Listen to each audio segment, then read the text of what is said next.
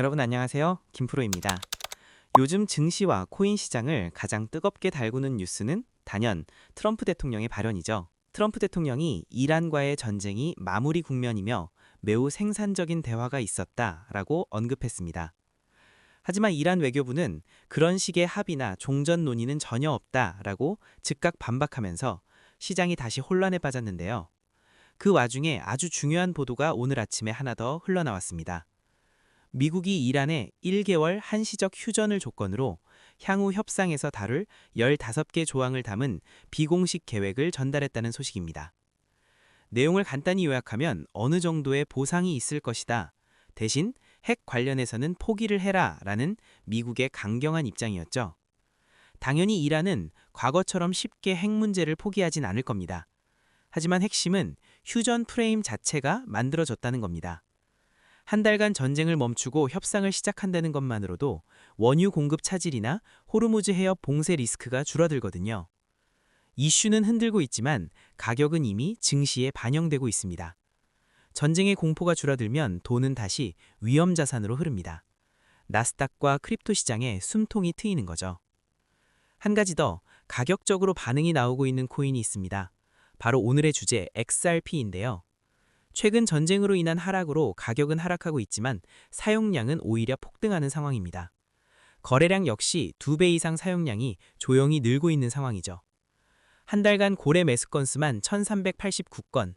대체 리플에 무슨 일이 있는 걸까요? 저는 앞으로의 지정학 리스크 완화가 XRP의 치명적으로 중요한 포인트가 될 거라고 믿고 있습니다. 재미있는 이야기를 먼저 드려봐야겠습니다. 최근 XRP 거래소 예치 이자를 두고 각종 거래소에서는 이자 경쟁이 시작된 상황입니다. 누구보다 돈 냄새를 잘 맡는 집단이 거래소입니다. 거래소가 원하는 건 단 하나, 유동성입니다. 가격이 오르던 떨어지던 그건 거래소에서는 관심이 없습니다. 유동성이 많이 붙어줄 코인, 거래량이 많이 나와줄 코인이 그들의 메인 타겟이죠.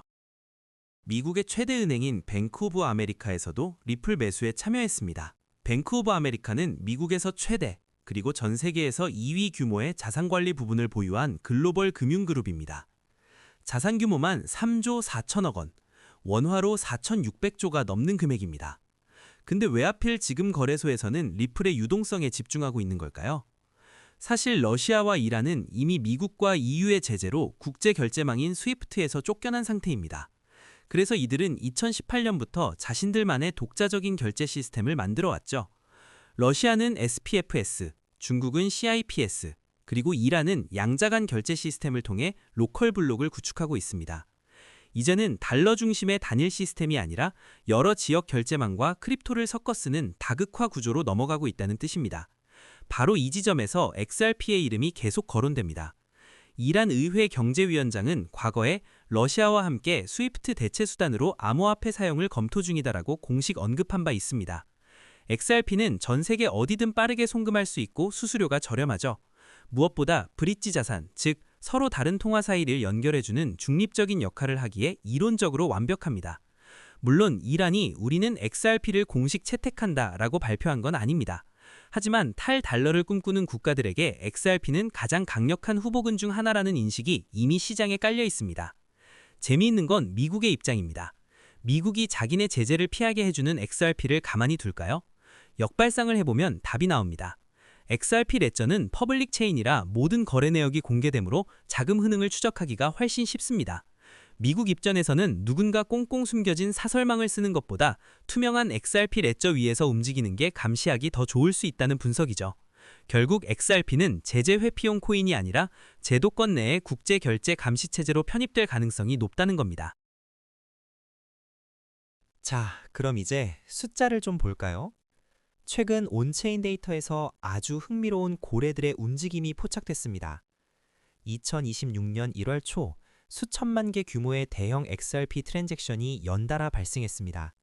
1시간 만에 약 1360만 개, 우리 돈으로 약 3천억 원에 달하는 XRP가 이동한 건데요. 보통 이런 고래들의 대규모 이동은 기관들의 포트폴리오 조정이나 향후 유동성 공급을 준비하는 신호로 해석되곤 합니다. 전형적인 개미는 팔고 고래는 사고 있는 상황이죠. 여기에 결정적인 펀더멘털 호재가 하나 더 있습니다. 리플이 글로벌 IT 기업인 DXC 테크놀로지의 호건 플랫폼에 블록체인 인프라를 통합하기로 했습니다. 호건 플랫폼은 전 세계 3억 개 이상의 계좌와 5조 달러 이상의 예금을 처리하는 거대 은행 인프라입니다. 이 엄청난 금융망의 밑단에 리플의 기술이 깔린다는 건 장기적으로 XRP 레저의 활용도가 상상할 수 없을 만큼 커질 수 있다는 신호입니다. 자, 여기서 우리는 더 큰 그림을 봐야 합니다. 바로 브릭스입니다. 브릭스는 브라질, 러시아, 인도, 중국, 남아공으로 시작해 최근 신규 회원국까지 합류하며 덩치를 키운 거대 경제 블록입니다. 이들의 공통적인 목표가 뭘까요? 바로 탈달러입니다. 미국 달러의 영향력에서 벗어나 자기들끼리 편하게 쓸 수 있는 새로운 결제망을 만들고 싶어 하죠. 그런데 여기서 계속해서 흘러나오는 흥미로운 소문이 하나 있습니다. 브릭스가 자체 결제 시스템의 핵심 자산으로 XRP를 채택할 가능성이 높다는 시나리오입니다. 오늘 내용을 요약해보면 이란과 미국의 평화 시그널, 오일머니의 탈출, 크립토 시장으로의 자금 유입과 전 세계에서 벌어지는 탈달러 현상은 암호화폐, 그 중에서도 XRP로 채택될 가능성이 높다고 보고 있습니다. 온체인 데이터와 시장 움직임은 이 흐름을 뒷받침하는 단서들로 가득합니다. 관건은 제재 해제가 형실화될지, 그리고 숨은 큰손들의 자금 이동이 얼마나 강하게 이어질지에 달려 있습니다. 과연 이 큰손들은 XRP에 건 베팅으로 대승을 거두게 될까요? 저는 그 답이 그리 멀지 않다고 보고 있습니다. 오늘도 영상 시청 감사합니다. 여러분, 오늘도 김프로였습니다.